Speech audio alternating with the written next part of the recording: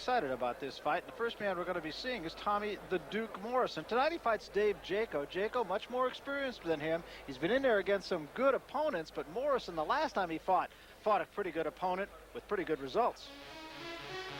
20-year-old Tommy Morrison is 16-0 with 14 KOs in a sport where that kind of record doesn't ensure you're really a contender. So he keeps knocking people out to try and convince the cynics. Here, Jesse Shelby felt his wrath. Then former footballer Rick Ennis got starched early. This time, Tommy, himself a former high school football star, showed more than his vaunted left hook.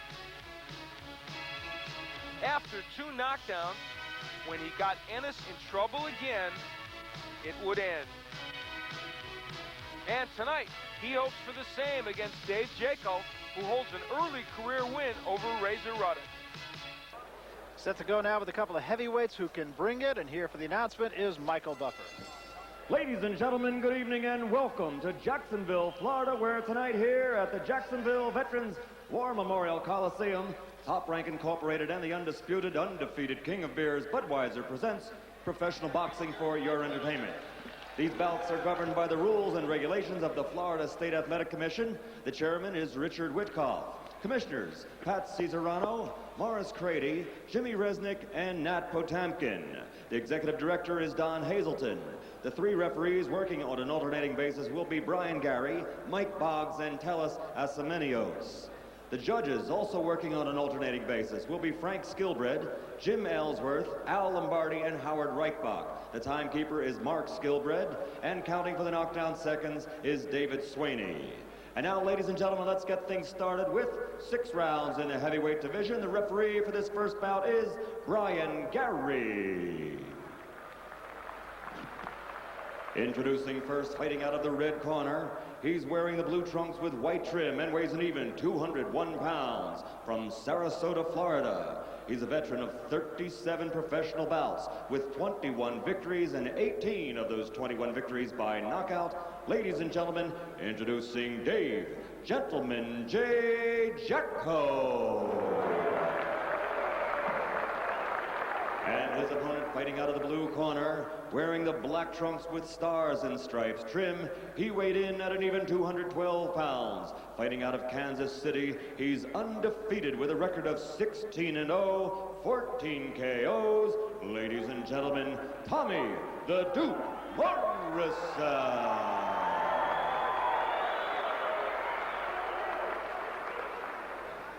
Okay, gentlemen, I'll be the 3rd man in the ring with you this evening. I'll be in charge of the bout at all times. I want you to obey my command to break, no pushing, no shoving on the brakes. Avoid the use of your heads, no rabbit punches, kidney punches, or punches below the belt. Protect yourself at all times, shake hands, come out boxing at the belt. And there is a look at Tommy Morrison. He has been trying to stay as active as possible. He comes off, as you mentioned, a 1-round knockout over a former footballer, Rick Ennis. That was simply no contest. David Jaco, 21 wins and 16 losses, but of his 21 wins, 18 of them have been by knockouts, so you know that he's got some power. Yeah, and I took this fight on ridiculously short notice. I mean, really short notice. Yeah, I mean, he was sitting around the pool this morning, I think, yeah. wasn't he? And it doesn't look like he's been in real hard training.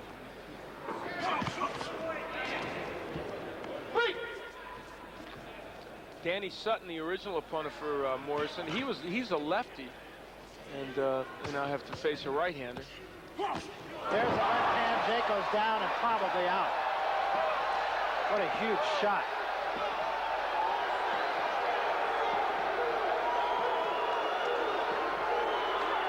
That's it. Well, the Morrison left hook, which is a good one. First punch he threw. I guess we'll have to wait for a tabulation by our punch profile. Not really the first punch. What do you have, 3 for 6? 3 for 6, it? 50%. Yeah. That's not bad. It's a high percentage rate. And what did I say about not going to the refrigerator? That's You didn't say anything about not blinking, though. No, I didn't alert people to that. Well, Tommy Morrison says that he needs some work, and he's not getting it here. No, not from Jaco, who came in here, obviously, I mean, ill-prepared. I mean, there was a good left hook that Tommy Morrison hit him with, but, you know, I mean, that was the first good punch of the fight. We'll take a look at it here. the entire highlight reel from this bout. In fact, it's a complete replay of the fight. Yeah, it is just about. Morrison cranks up the left hook, and well, it landed right on the jaw. I'll tell you that much. It wasn't a bad shot. Not a bad shot at all. Take a wide left hook, but boy, it got in there, and it got in there with lots of force. Well, there it was.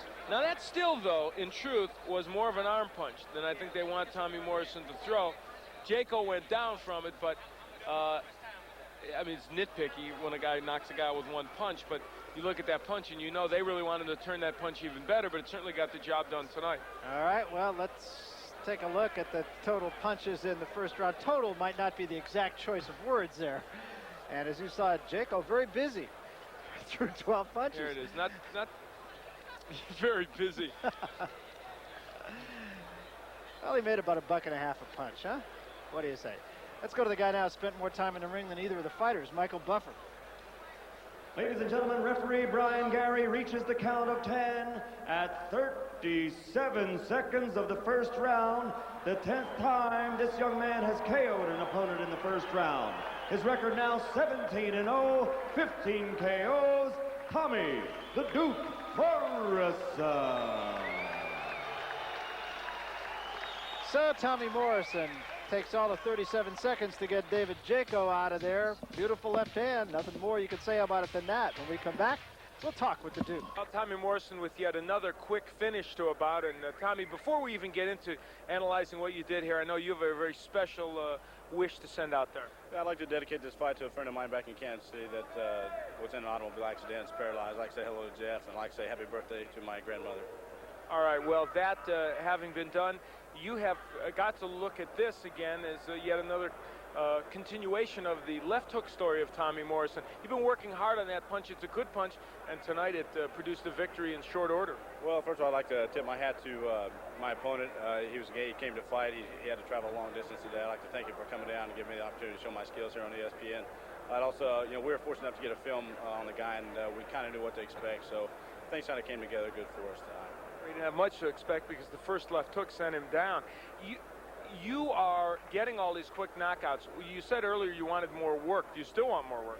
I think it'll all come online. I mean, as we move up in rounds, the competition will definitely get tougher, and that's something that we're looking forward to. But right now we're going step by step and trying to improve on fundamentals. All right, let's take a look at that left hook, which was so effective for you. And as we take a look at it, guide us through it here. Well, I noticed he was carrying he's a tall guy, and he tries to keep his hands between his opponent. And I noticed when the film that I did watch, he was fighting Tyson, he kept his hands a little low, and left hook is one of my better punches, so I knew it was just kind of a matter of time. I tried to go to the body, bring his hands down a little bit, and things kind of went the way they did. You mentioned that he fought Tyson. You may end up facing a few guys that fought Mike Tyson early in their career. Does the comparison bother you? You're managed by the same gentleman, of course. Being managed by a man like Bill Caton certainly opens a lot of doors for you. I think it's a little premature at this stage to compare me with anybody. I mean, I'm young. I still got to get bigger, faster, and stronger, and there's a lot of things we got to improve on. So we're just looking to improve with every outing. All right. So yes, let's get a training report on you, John. What about not this fight, obviously, because it's just one punch. What do you see from Tommy that you're enjoying specifically that he's doing in the gym and putting into effect in some of these fights? Well, he's staying low. We want to become less of a target, and he's being elusive and explosive. And if we put those three things together and continue improving in that area, he's going to be tough to beat. Right now, the schedule calls for his first 8-round fight will be on the Leonard Duran card, and we'll do about a year of 8-rounders after that. Then we'll move up to 10-rounders and take on the world. But we're talking about a 20-year-old kid. We're in no hurry. I know there are a lot of people back in Kansas City who want to know when he's going to fight Tyson. That's down the road, probably at least 2 years. We're not going to rush this young man. He's got a lot of developing to do, and we're going to give him time to do that. All right. Well, fighting Mike Tyson, well, let's see. Let's talk to the gentleman who is the manager of Mike Tyson. It might be a little conflict of interest for you when they get down to that, but I'm sure you'll deal with that when you get to it. That's it. It's over 2 years away, so there's no conflict at this time. All right, Bill Caton, this young man, you've said, you've thrown a lot of adjectives his way.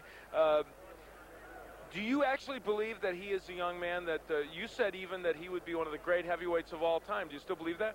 Oh yes, I believe it.